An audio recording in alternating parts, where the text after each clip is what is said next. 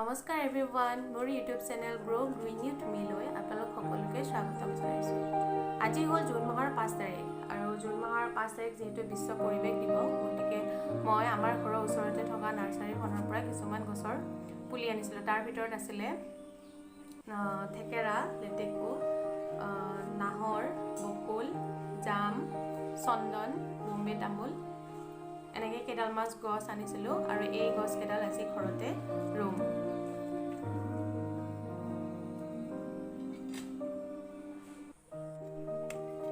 এয়া বাপেক পুতেক কামত লাগি গৈছে। আমাৰ ঘৰৰ পিছফালে অকণমান ঠাই আছিলে আৰু যিহেতু মই যিকেইডাল গছ আনিছোঁ তাৰে ভিতৰত বেছিভাগে এনেকুৱা ফল বা সৰুৱে গছ, বেছি ডাঙৰ গছ নহয়, গতিকে গছকেইডাল এনেকেদৰে ঘৰতে ৰুম। এইটো পুলি লেটেকুৰ পুলি, কেঁচিটো লৈ আনা। এইখিনি ঠাইতে এনেকৈ লেটেকুৰ পুলি ৰুম।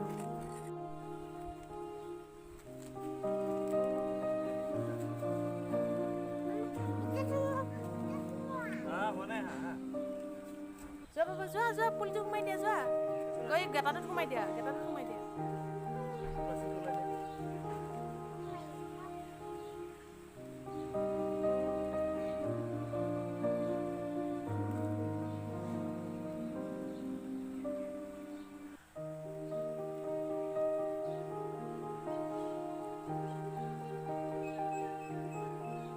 ইয়ানে চা কিমান ধুনীয়াকৈ মাটি দিছে।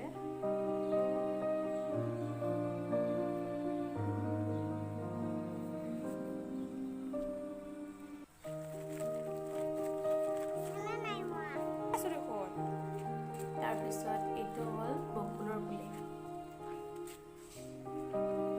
লেটেকুৰ পুলিৰ পৰা অকণমান দূৰত ওচৰত এডাল আমৰ পুলিও আছে।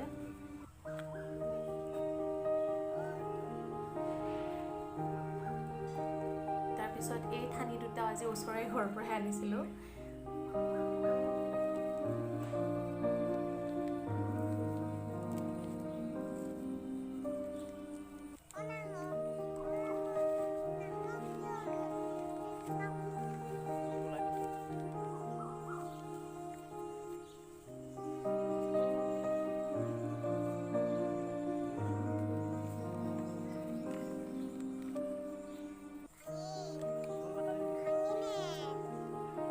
প্লাষ্টিকটো ওলোৱা ইমান কষ্ট হৈছে,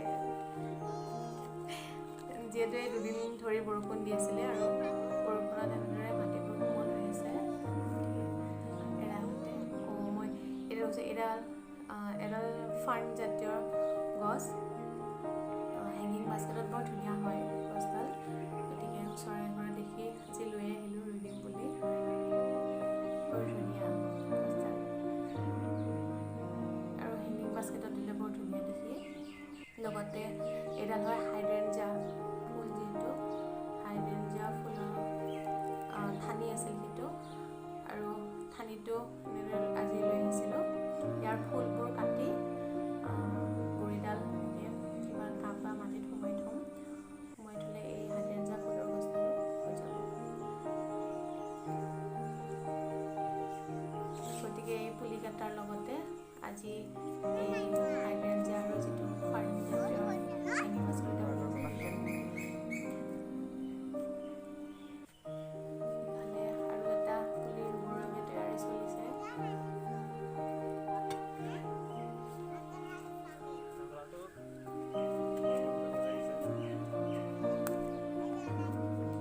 এইটো হ'ল থেকেৰা টেঙাৰ পুলি। চৰি থেকেৰা নহয়, এইটো হ'ল জামৰ পুলি। এইডাল ওচৰতে প্ৰথম বা হাতৰ বাইছে দেখা গৈছে। বৰষুণ পাই বৰ ধুনীয়াকৈ পানী আহিছে আৰু ইয়াতে এডাল জামৰ পুলি ৰুম।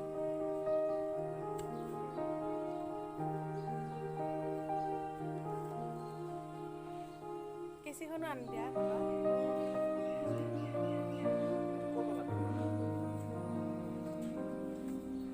যদি এই গছকেইডাল ভগৱানে ভালে ৰাখে বা জীয়াই থাকে, তেতিয়াহ'লে আজিৰ দিনটোতে আমাৰ বাগিচাখনত বহুতকেইডাল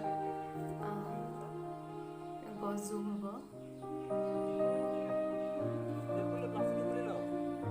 প্লাষ্টিকটো খুলিব লাগিব।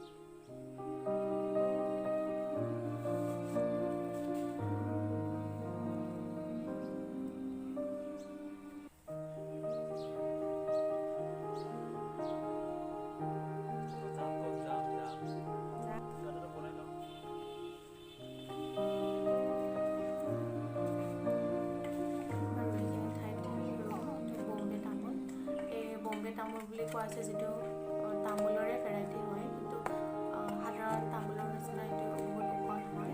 হাঁহি দিয়া ইফালে সৰু সৰু আছে এইবোৰ তামোল বাগিচা ডেক'ৰেশ্যনৰ কাৰণে ব্যৱহাৰ কৰে। সেয়া হ'ল আমাৰ বাগিচাখনত বৰ্তমান লাগি থকা কল, জাহাজী কল। কলকেইডালৰ গুৰিত ভালকৈ মাটি নাছিলে, গতিকে ইহঁতৰ চাইজকেইটা একেবাৰে সৰু হৈছে। দুৱাৰখিনি ধুনীয়াকৈ কল হৈছে। সিফালৰ আৰ্হিটোত একদম সৰু থাকে। সেইফালে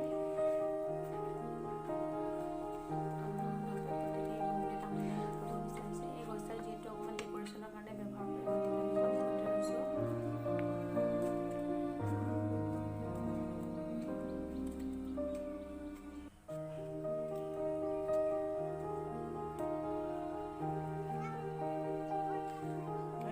হৈ যাব হৈ যাব।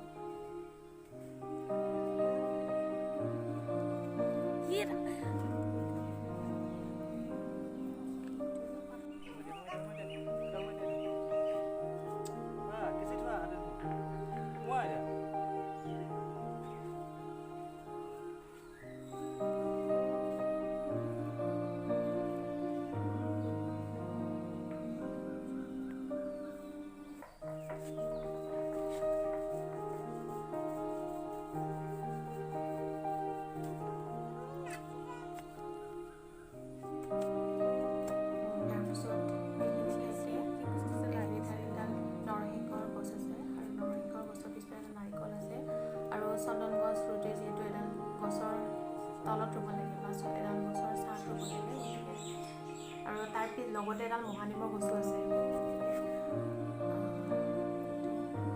ভাত খালে থাকোঁতে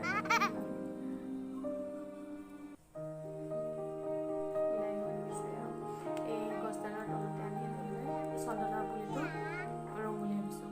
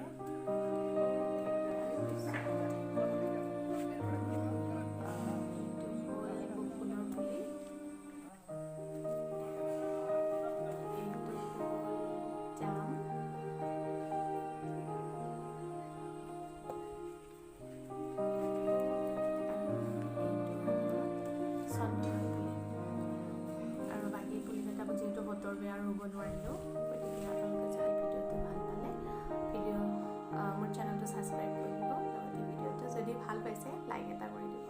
ধন্যবাদ।